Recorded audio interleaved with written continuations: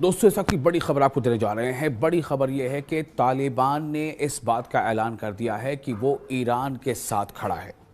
जी हाँ, तालिबान ने ये ऐलान कर दिया है कि अगर ईरान पर हमला होता है, अमरीकी हमला होता है, तो वो ईरान के साथ खड़ा है, वो ईरान का साथ देगा।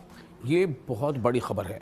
बड़ी खबर इस तरह से भी है कि आप जानते हैं कि ईरान और तालिबान यानी एक तरह से शिया और सुन्नी, तो पूरी दुनिया में जहां इसको लेकर के लगातार कई तरह की बातें होती हैं, उस पर ये बड़ी खबर आ रही है। अफगानिस्तान में बरसर इक़्तिदार तालिबान के तर्जुमान ज़बीहुल्लाह मुजाहिद ने कहा है कि अगर अमेरिका ईरान पर फौजी हमला करे तो वो ईरान की मदद के लिए तैयार है। आपको मालूम है कि अफगानिस्तान में इस पर तालिबान का शासन है और तालिबान ये खुलकर ऐलान कर रहा है। तालिबान की जो सरकारी तर्जुमान है, सरकारी स्पोक्स पर्सन है, उन्होंने इस बात का ऐलान किया है कि वो अमेरिका के साथ नहीं देंगे, बल्कि वो ईरान के साथ खड़े हैं और अमेरिका के ख़िलाफ़ ईरान की मदद करेंगे। और अगर ईरान मदद मांगे तो वो ताउन भी करेंगे। तालिबान का जो स्टैंड है, जो मौक़िफ़ है, वो बिल्कुल साफ तौर से यहाँ पर ज़ाहिर हो रहा है। तालिबान के सरकारी तर्जुमान ज़बीहुल्लाह मुजाहिद ने रेडियो ईरान को ये इंटरव्यू दिया है। ये बिल्कुल कह सकते हैं कि आला जो सरकारी सतह पर इस बात को कहा गया है और इस पे बाज़ाब्ता रेडियो में इंटरव्यू देते हुए ज़बीहुल्लाह मुजाहिद जो स्पोक्स पर्सन है तालिबान सरकार के, उन्होंने इसे इंटरव्यू में कहा है, जो पश्तो ज़बान में ये इंटरव्यू था। उन्होंने बताया इस इंटरव्यू में कि अगर अमेरिका ईरान के ख़िलाफ़ फ़ौजी कार्रवाई शुरू करता है तो अफ़गानिस्तान की हुकूमत ईरान के साथ ताउन और मदद करेगी, शर्त है कि ईरान मदद तलब करे। यानी कि ये बहुत बड़ी खबर है। इस खबर की ही शायद कहीं न कहीं पूरी जो कह सकते हैं आप, जो मुस्लिम दुनिया है, उसे इंतज़ार था। और इसी खबर को बुनियाद बनाकर अब आप देखिए कि किस तरह से पूरे मिडिल ईस्ट में इस एक अलग तरह का जो है एक इत्तेहाद आपको उभरता नज़र आ रहा है। तालिबान ने कहा है कि उन्हें जंग नहीं चाहिए, बल्कि अमन और सिफारतकारी तरजीह है, लेकिन अगर ईरान को ज़रूरत पड़ी तो वो ताउन करेंगे, मदद करेंगे। ज़बीहुल्लाह मुजाहिद जो तालिबान हुकूमत के प्रवक्ता हैं, तर्जुमान हैं, उन्होंने ईरान की हालिया तनाज़े में ताकतवर रद्द-ए-अमल की तारीफ़ की और कहा कि ईरान ने जून में इसराइल के साथ 12 रोज़ा लड़ाई में कामयाबी पाई और अमेरिका के ख़िलाफ़ हमले की सूरत में फिर भी फतेह हासिल करेगा। आपको याद है ना, जून 2025 में जंग हुई थी 12-13 दिनों की। तो इस बात को भी ये कहना कि ईरान ने उस जंग में फतेह पाई थी, ये भी तालिबान सरकार के जो सरकारी तर्जुमान है, प्रवक्ता, वो कह रहे हैं। तो इस वक्त हालात क्या हैं? दुनिया भर में तनाव है, शदीद तनाव है, ख़ास तौर पर अमेरिका की जानिब से ईरान के ख़िलाफ़ मुमकिन फ़ौजी अमल के ख़तरे के पेश नज़र। तो ईरान के आला ओहदेदारों ने भी कहा है कि किसी भी हमले को इलाक़ाई जंग समझा जाएगा। यानी कि ईरान भी ये कह रहा है कि किसी भी तरह का हमला अगर अमेरिका की जानिब से होता है, चाहे वो शॉर्ट टर्म हो, हफ्ते भर का हो, या जिस तरह का भी हो, वो पोस्ट जंग को वो एक फुल फ्लेज जंग के तौर पर लेगा और इससे पूरे इलाके की जंग भड़क उठेगी। ये ईरान बार बार कहता रहा है। और तालिबान ने अब ये जो ऐलान कर दिया है कि वो अमेरिका के जो है उस सूरत हाल में कि जब अमेरिका अगर हमला करता है तो ईरान का साथ देगा। तालिबान की ये पोजीशन इससे ज़ाहिर होती है कि वो सियासी तौर पर अमेरिकी असरात के ख़िलाफ़ खड़े हैं और ईरान के ख़िलाफ़ किसी भी जारहियत पर मज़ाहमत या ताउन का इज़हार करते हैं। आपको याद है ना, तालिबान किस तरह से तालिबान ने अमेरिका को भगाया था अफ़गानिस्तान से और तालिबान के हाथों हालात ये हो गए थे कि अमेरिका को तालिबान से जो है मुआहिदा करना पड़ा था। ये बताना ज़रूरी है कि सन 2003 से 2014 के दौरान किस तरह तालिबान ने अमेरिकी फ़ौजियों और अमेरिकी हिमायत याफ्ता उस वक्त के अफ़गानी फ़ौजियों की नाक में दम करके अमेरिका को अफ़गानिस्तान से निकल भागने पर मजबूर कर दिया था। तालिबानियों की जंग की हिकमत अमली में ख़ास तौर से गोरिल्ला जंग शामिल थी और तवील मज़ाहमत शामिल था। यानी तालिबान अगर ये कह रहा है कि हम ईरान का साथ देंगे अमेरिका अगर जंग करता है, तो ये सीधी सीधी चेतावनी कह रही कि अमेरिका की तरफ को भी है। और अमेरिका भूल ही नहीं सकता किस तरह से अमेरिका ने को तालिबान ने अफ़गानिस्तान से भागने पर मजबूर किया था। दुनिया के सुपर पावर आप सोचें, और वो अमेरिका फेज़ बाय फेज़ मरहलेवार तमाम अफ़गानिस्तान को उससे छोड़ना पड़ा और उसमें फिर तालिबान जो हुकूमत में आ गई। तो तालिबान ने रिवायती जंग के बजाय गोरिल्ला हिकमत अमली अपनाई थी। ये तमाम वो चीज़ें इसलिए बता रहा हूँ कि तालिबान की ताकत क्या है, ताकि आप समझ सकें।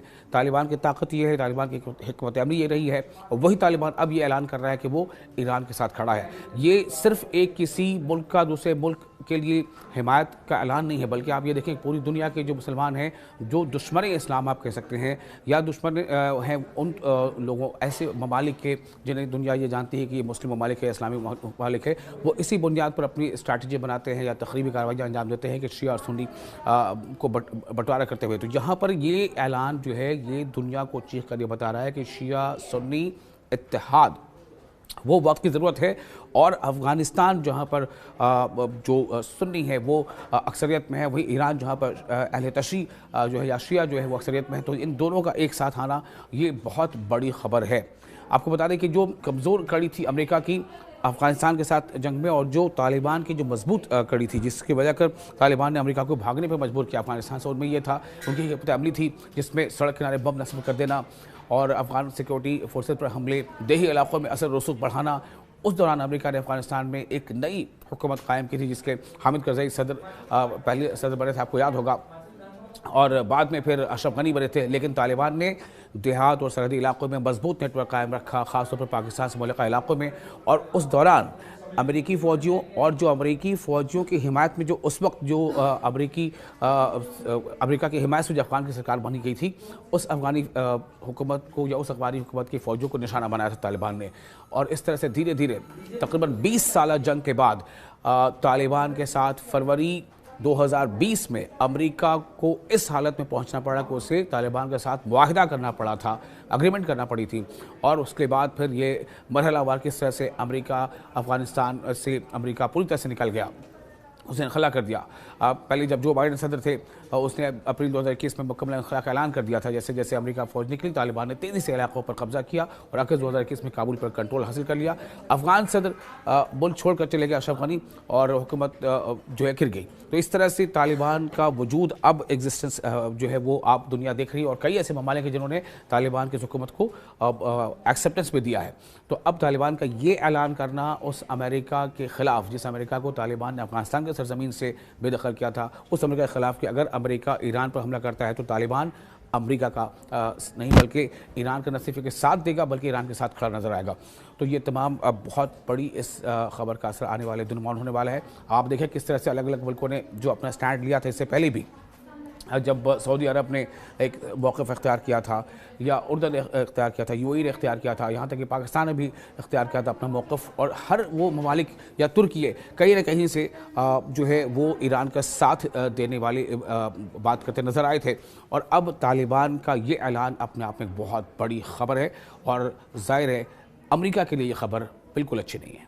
दोस्तों, सच की बड़ी खबर आपको देने जा रहे हैं। बड़ी खबर यह है कि अमेरिका क्या ईरान पर हमला करेगा? इन सवालों के बीच मुज़ाकरात का दौर भी लगातार जारी है। ईरान के वज़ीर ख़ारजा यानी विदेश मंत्री अब्बास अराक़ची ने अमेरिका के साथ जौहरी मुज़ाकरात यानी न्यूक्लियर टॉक्स के लिए, डायलॉग्स के लिए, दीगर सिफारती मुशावरत के लिए स्विट्ज़रलैंड का दौरा किया और इतवार की शब जेनेवा पहुंचे, जहां उन्होंने जौहरी मुज़ाकरात यानी न्यूक्लियर टॉक्स और मुख्तलिफ सिफारती मुलाकातों का सिलसिला शुरू किया।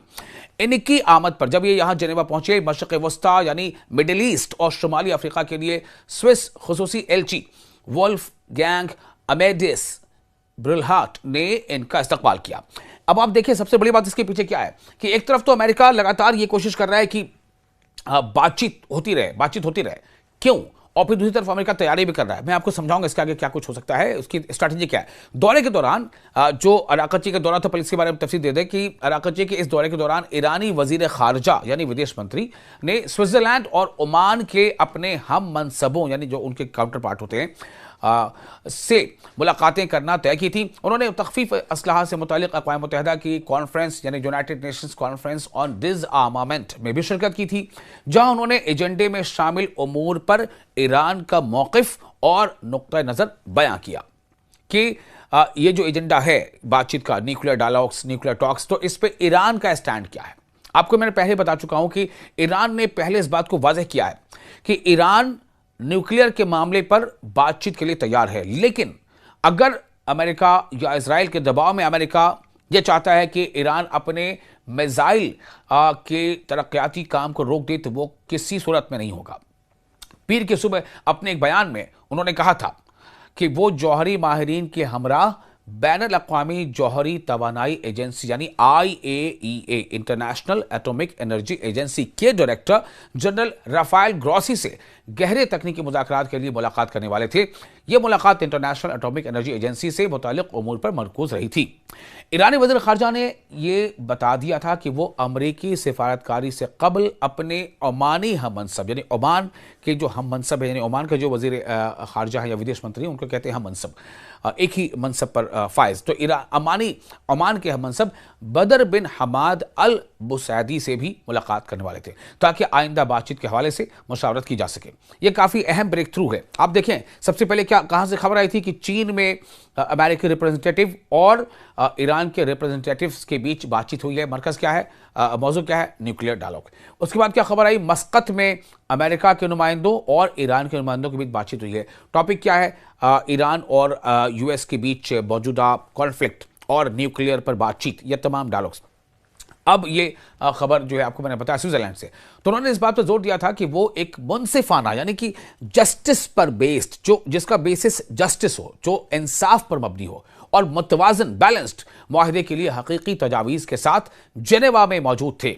जेनेवा पहुंचे थे ईरान के वजीर खारजा, ईरान के फॉरेन मिनिस्टर, विदेश मंत्री। तो उन्होंने बताया कि वो जेनेवा में थे और धमकियों के सामने झुकना मुज़ाकरात का हिस्सा नहीं था। ईरान और यूनाइटेड स्टेट्स ऑफ अमेरिका के दरमियान बिलवास्ता जौहरी मुज़ाकरात का हालिया दौर 6 फरवरी को मस्कत में मुनक़िद हुआ था, जहां ओमान ने सालिसी का किरदार अदा किया था, यानी मीडिएटर का। इन मुज़ाकरात में, इस बातचीत में, इन डायलॉग में तेहरान और वाशिंगटन की नुमाइंदगी बिलतरतीब अब्बास अराक़ची और अमरीकी खुसूसी एलची स्टीव विटकॉफ ने की थी। ये इसका बैकग्राउंड है। अब इन बैकग्राउंड के बीच जो मैंने आपको बताया कि ईरान के वज़ीर ख़ारजा अब्बास अराक़ची अमेरिका के साथ जौहरी मुज़ाकरात और दीगर सिफाती मुशावरत के लिए जेनेवा पहुंचे, तो जेनेवा तक ये बात पहुंच चुकी है, यानी कि पहले चीन में बातचीत, फिर ओमान में बातचीत, ओमान के दारकूमत मस्कत में, फिर जेनेवा में बातचीत। सवाल सबसे बड़ा ये है कि क्या ये बातचीत ही उस कॉन्फ्लिक्ट का हल है? जवाब तो सभी की जुबान पर हाँ है। इवन डोनाल्ड ट्रंप भी कहते हैं कि वी आर गोइंग गुड, कई बार कह चुके हैं कि बातचीत अच्छी चल रही है, सब कुछ है। लेकिन सवाल कोई डोनाल्ड ट्रंप से पूछे कि तब तमाम बातचीत अच्छी चल रही है, अभी नेतन्याहू भी पहुंचे थे व्हाइट हाउस मिलने डोनाल्ड ट्रंप से, तो डोनाल्ड ट्रंप ने बाद में यही ब्रीफ किया कि हमने कहा है कि ईरान से बातचीत चल रही है और अभी बातचीत चलती रहेगी। इसका मतलब क्या है कि आप बातचीत चलती रहेगी और दूसरी तरफ पहले आप USS अब्राहम लिंकन भेजते हो, फिर USS गेराल्ड फोर्ड भेजते हो, वो इधर चला रहा है। इसका क्या मतलब है?